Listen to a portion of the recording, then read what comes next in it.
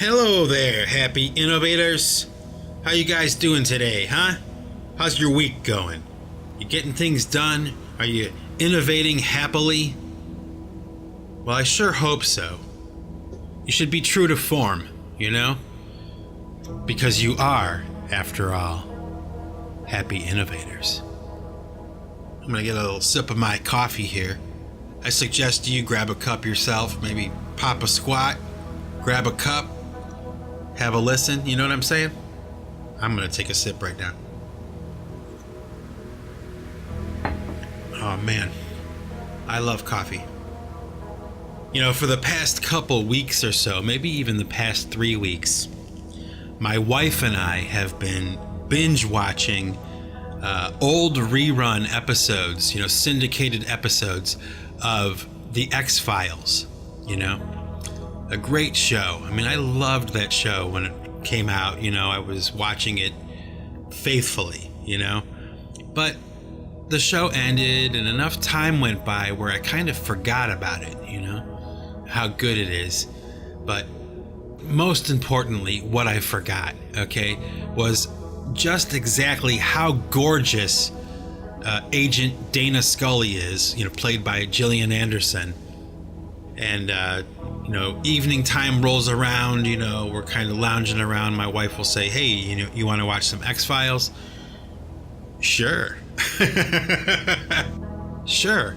I'll be happy to watch Gillian Anderson, you know, run around on the TV screen, you know, with a pantsuit and a gun. Sure. No problem here. Let's watch another one. I mean, can't we all agree, right? That this woman was hot, you know? The show started out kind of like, I don't know, they were kind of working it out with her look and everything, but man, by the time that show ended, wow, it was like, my gosh. Every time she's on the screen, it's like, I mean, have you ever seen a face that beautiful before? It's just amazing. But what kind of sucks is now, you know, what, 10 or 15, 20 years later after the show ended, you know, they brought it back for like one season, and it was kind of like, I don't know, nostalgia was the currency of the day, and it was cool and everything. But honestly, you know, time has not worked in Gillian Anderson's favor necessarily, okay? And as far as I'm concerned, she's one of those celebrities who like made the mistake of going to the wrong plastic surgeon for her face. And sometimes, depending on what angle the camera is coming from, okay, and the way the light is hitting her Botoxed face, some of the shots are kind of creepy looking. You know, she looks kind of like a, you know, an X-File herself. I don't mean to be harsh, but I'm just trying to keep it real here, okay? But there is absolutely nothing wrong with going back and watching those old episodes and just, man, oh my gosh, it's like she's so gorgeous. You know, it's really kind of sad, isn't it? When people mess their faces up in order to perpetuate their career. Like somehow, some way, you know, Hollywood or whatever got it into their head that, you know, it's not okay to age gracefully, you know? Like they don't see the value in a Katharine Hepburn, you know, just aging gracefully, you know? So, you know, you look older, okay? Maybe you play older people in movies now, you know, so what? Who cares? And I just gotta say, a lot of the time you see these celebrities that are aging and it's like, it's horrifying. That is the word that I would use. It is absolutely horrifying, at least to me, the appearance of some of these celebrities. I mean, you know, they got this Botox in their face. Their face looks like a catcher's mitt, and their buddies are telling them, oh, you look great, you know, you've never looked better. And it's like, oh my gosh, don't they look in the mirror and see how horrifying they look? They look like inhuman, it's crazy. I don't know. And, that kind of brings me to this other topic that I wanted to talk about today, in regards to my last podcast that I did, where I was talking about celebrities who fake their death and, maybe, go on to live a life in seclusion or in secrecy and privacy. Okay. And one of my listeners commented about it. We were having a bit of a back and forth about it. And through the course of this conversation, I remembered, okay, that I had heard maybe a few months ago or something, the claim that the conservative radio talk show host, Rush Limbaugh, is actually Jim Morrison from The Doors with plastic surgery done on his face. Okay? And at first, when you first hear that, you're like, get out of here. No way. No way. But when you look at the pictures, of Jim Morrison and Rush Limbaugh, and you compare the jawline and the nose and just the skull shape and all that stuff, you look closely at the eye sockets and everything, it's really kind of uncanny how similar they look and how it could actually be pulled off with, modern day plastic surgery, or even, the more primitive or the older, plastic surgery techniques from back in the 60s and 70s. It's kind of a weird thing, I don't know. But I did promise him that I would talk about it in this episode because I had forgotten about it with that last episode.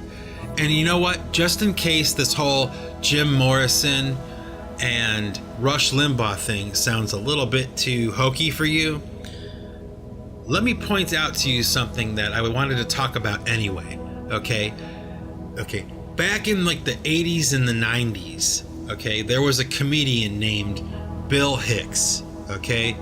And he was a very famous, like, underground comic, okay? Kind of like controversial, kind of like that one comedian, Lenny Bruce, or Andy Kaufman, these guys that were kind of like on the edge, pushing the edges of comedy at that time, back in the 70s, 80s, 90s, let's say. Okay, well, Bill Hicks was one of these comedians. And unfortunately, Bill Hicks supposedly died, okay? And in the world of comedy, it was considered a real tragedy that he had died, okay? So time passes, time marches on. Bill Hicks has died. And then, I don't know, maybe in the late 90s, the early 2000s, this guy starts to emerge named Alex Jones, who's a talk show radio host here in the United States. He's kind of like famous for being like a conspiracy guy. He had built up this empire like on YouTube and social media called InfoWars.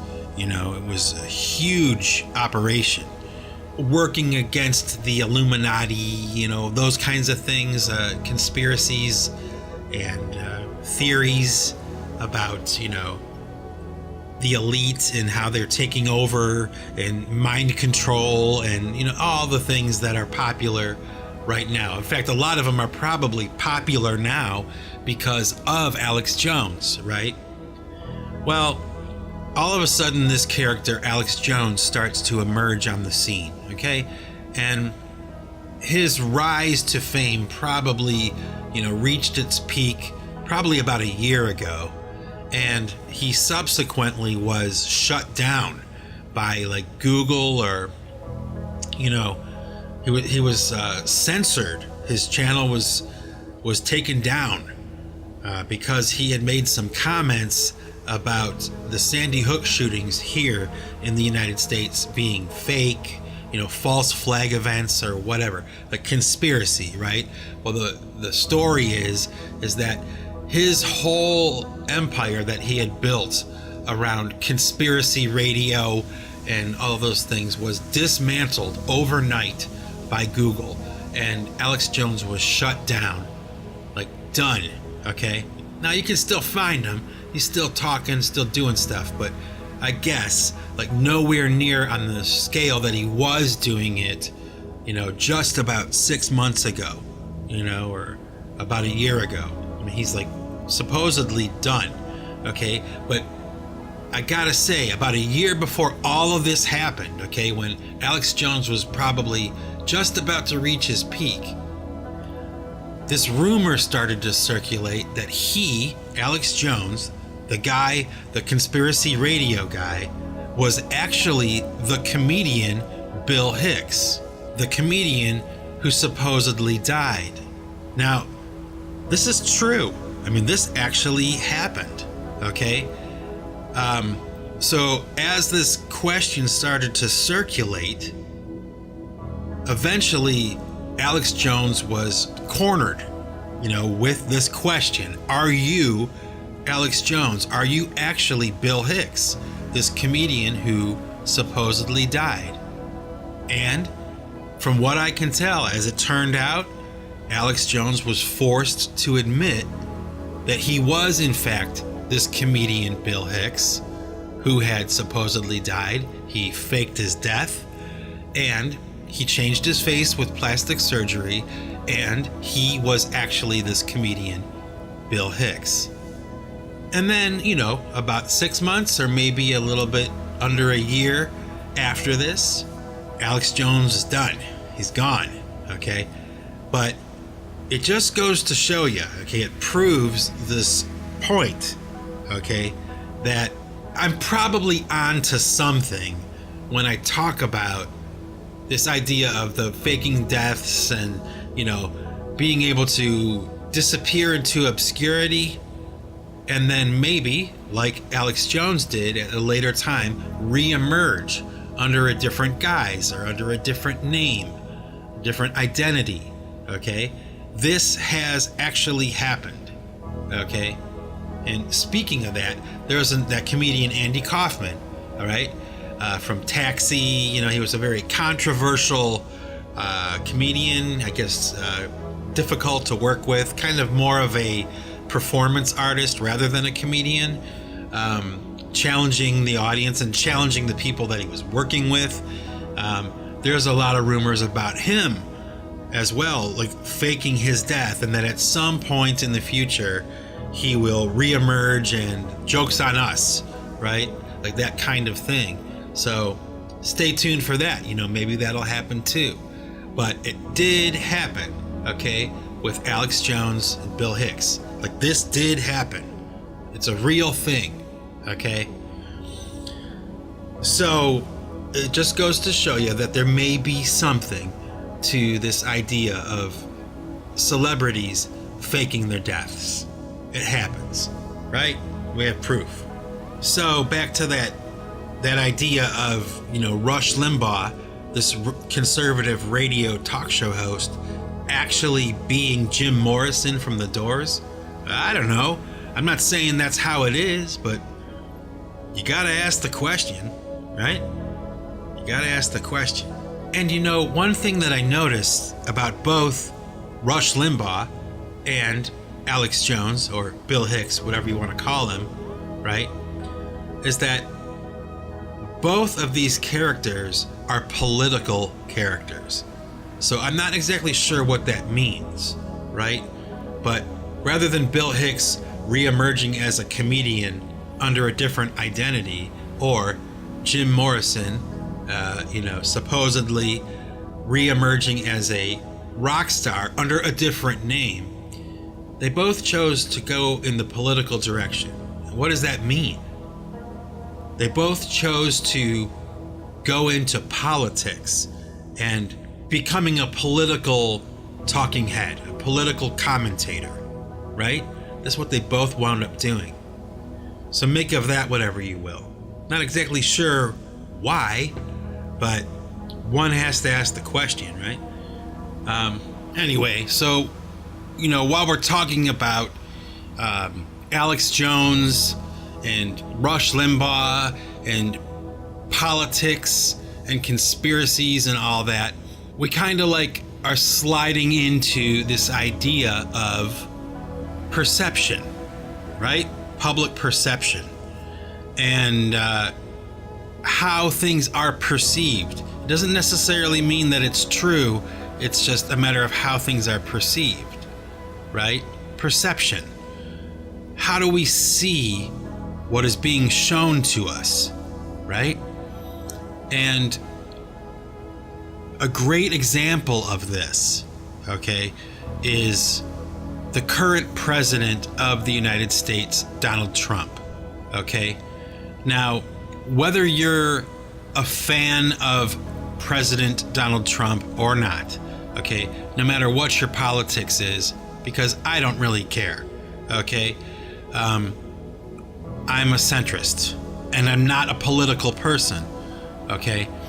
But unfortunately, you know, it can't be avoided right now. I mean, it's something that has to be talked about, right?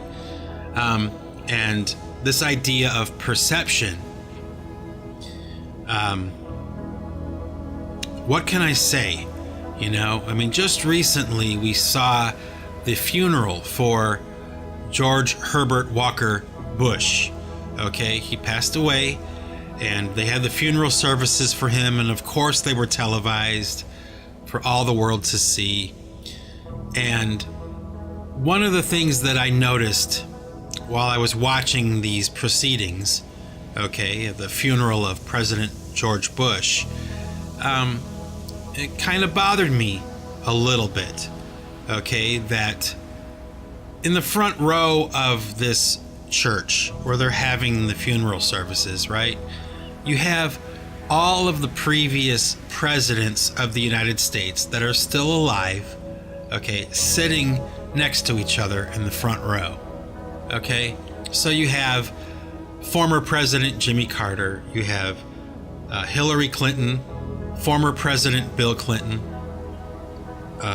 Michelle Obama, former President Barack Obama. So in walks President Trump, okay, with the First Lady on his arm, and they sit down next to the Obamas, okay? And there's been all kinds of, like, you know, political discourse about this exchange, okay, that took place in the front row, the front pew of this church at this funeral service, and just the interaction with the former presidents in regards to the current president. And I watched it too, and I kind of saw it, right? There was kind of like a diss for President Trump, okay?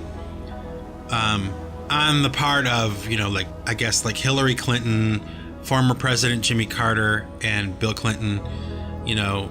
And I gotta tell you, even though the politics of President Trump or the personality of Donald Trump is something that these former heads of state find disagreeable, okay, that doesn't bother me, okay?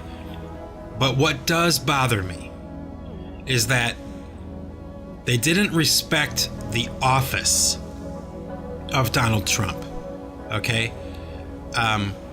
There are protocols to how we should address the office of the president.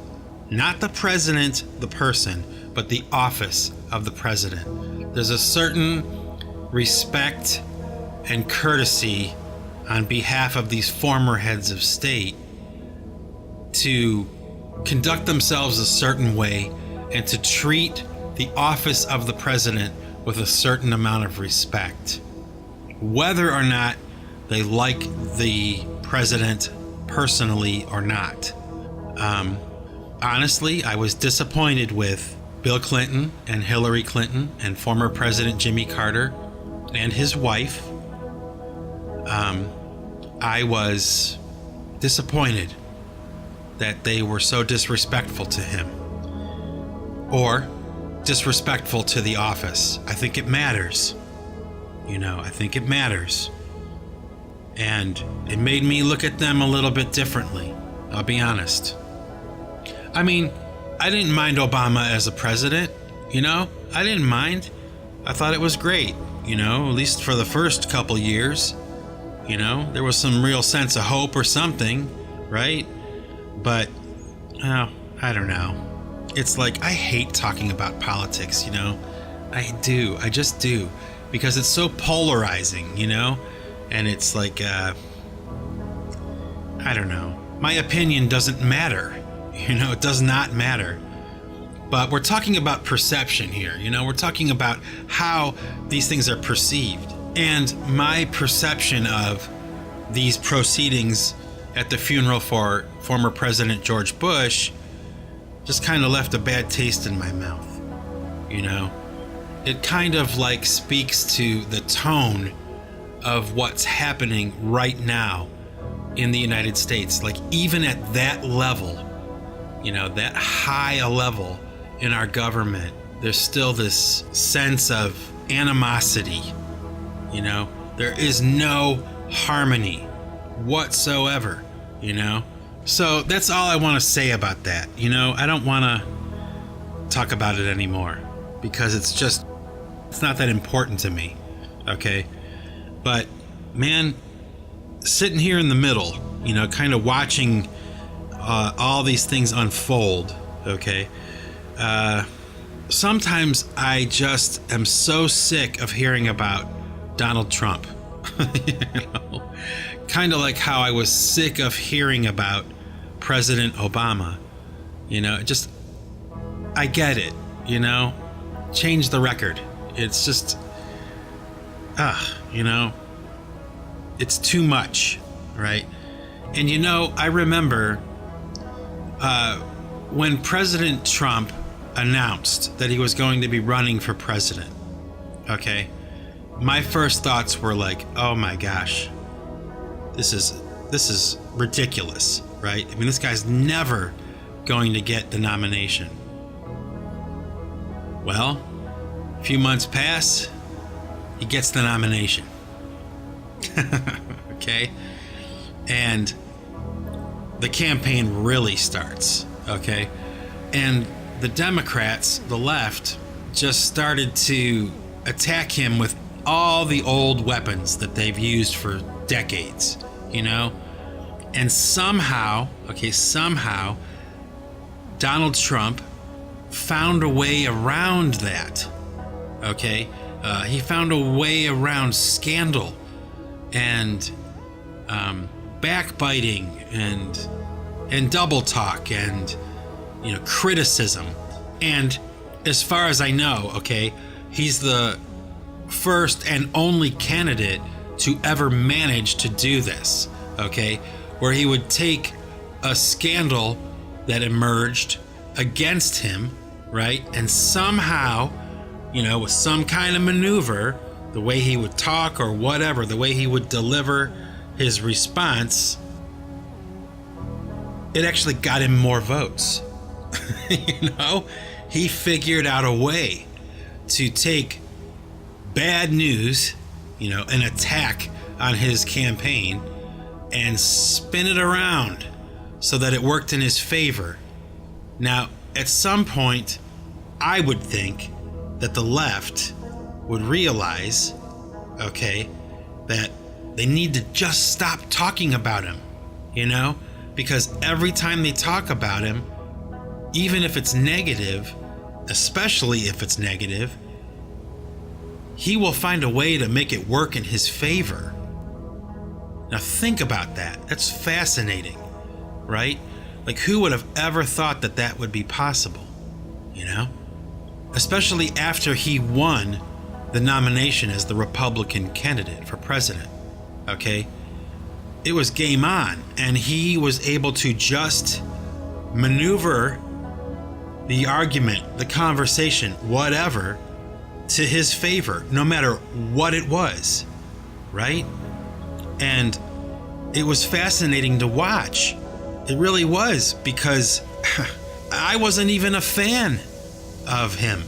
When he got the nomination, as the Republican candidate, I swore to myself. I mean, I just there is no way that he is going to beat Hillary Clinton in the election. There's no way, But, a few months into that campaign, a few months into the process, getting closer to election day, I don't know, I started to see it turn. And by the time election night came around, my wife asked me, who do you think is going to win? Now, you have to know, okay, I did not vote for Donald Trump, and I did not vote for Hillary Clinton. So I didn't vote for either, okay? But I told my wife that I really felt, okay, that Donald Trump was going to win. And the reason I felt that was because I saw and I heard, on the underground, in my own family, okay? I mean, just the people who have almost no regard for politics whatsoever that I know, okay? They cared about this election. So for the first time, at least in my memory in the United States, there was an election happening where everybody cared what the outcome would be. And I don't remember that being the case any other time in my life. Okay? And I just kind of felt that there was this silent majority, that weren't talking and weren't protesting, and they weren't, showing up on television and, doing their thing, They weren't rearing their head. They were staying low and keeping quiet. And sure enough, election night rolls around, right? And Donald Trump becomes president. Now, I understand that there's a lot of controversy around the election itself. Okay, there are people who make the claim that the election was stolen, secretly or whatever. Okay, and I gotta say, I can't doubt that. I don't know for sure. There's no way I could know. But the long and the short of it is that Donald Trump did eventually beat Hillary Clinton. And I was stunned. I mean, even though I thought that Donald Trump would probably be able to pull it off, okay, on election night, I just really kind of felt that there was this group of people that were pro-Trump that were just laying low, right? And they would show up at the ballot box, they'd check off his name, and bam, he would be president. And that's what happened. But now, ever since Donald Trump was elected president, now there is this rabid war going on in the United States, this political war. And I've been talking about it a lot, simply because I can't avoid it. I can't. It's everywhere. But I think, okay, if the Democrats want to beat Donald Trump in 2020, okay, they need to stop talking about him. They just need to stop talking about him. Because I think that when they talk negative about him, it only fuels his success. President Donald Trump has found a way to take anything that is thrown at him and make it work to his advantage. That's what it seems like to me. And I don't know. That's all I'm going to say about it. That's all I'm going to say about it. And I'm probably, I don't know. I would like to say that I'm not going to talk about politics anymore. And, maybe I won't. I should probably cut this whole section out of this podcast because it's just so hot right now and people are so irrational about it and so uptight and angry and I just don't want to have anything to do with it. I really don't. But damn it, I can't avoid it. I can't avoid it completely. I can avoid it to a large degree, but I can't avoid it completely. So there you go. That's all I'm going to say about it. And, honestly, it's just really not that important to me. It's really not. There's nothing I can do about it. Nothing I say or do is ever going to change anything, right? I mean, what the hell am I?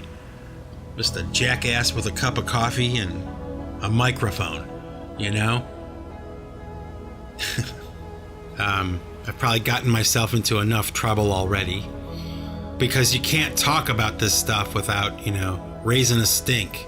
Although I do think that that's problematic in a lot of ways, because the only way to really work around an issue, right, is to discuss it. If there's a policy or something like that needs to be changed, or you desire it to be changed, you have to be able to at least talk about it.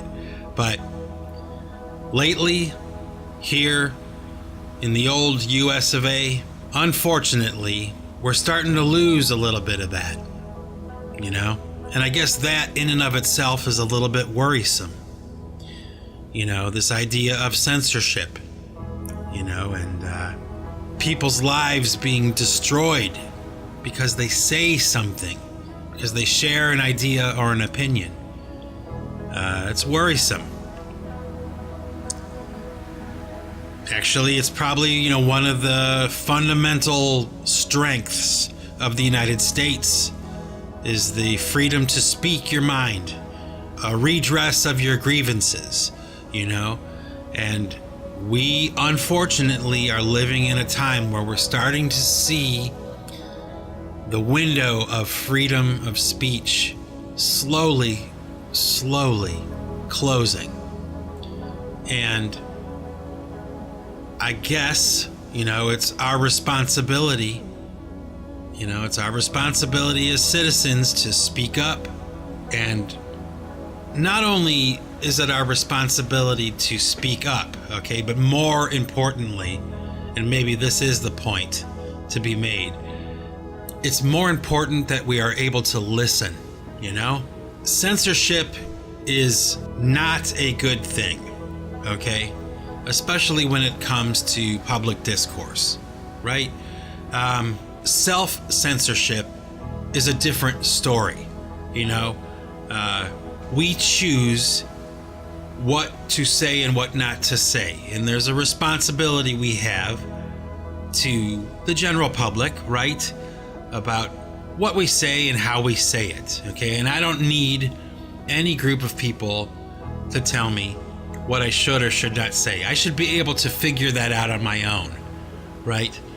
But we live in a time where there's the silencing of dissent, and there's a real danger in that. It makes me worry for the future of the United States. As free-thinking, critical-thinking citizens, we allow freedom of speech to dissolve at our peril. Even somebody as outrageous and silly as Alex Jones, and, as much as he's probably contributing to the problems more than he's contributing to the solutions, let's say, he should still have the right to say the things he says. As much as I may or may not disagree with him or whatever, as much as I'm offended or not offended by the things he says and does, he should have the right to say and do those things. It's more important than him. It's more important than what he says. It's about the future of the freedom of speech. A very, very important and fundamental right of every citizen of this beautiful, wonderful country that I live in. Oh, I hate this, I hate it. I hate being so, serious, because life's too short to be that serious. So, with that, I'm going to end this podcast. This is Mike Bostwick from Pipe Choir Records signing off. And remember, folks, If you want to keep what you've got to give it away. Take it easy.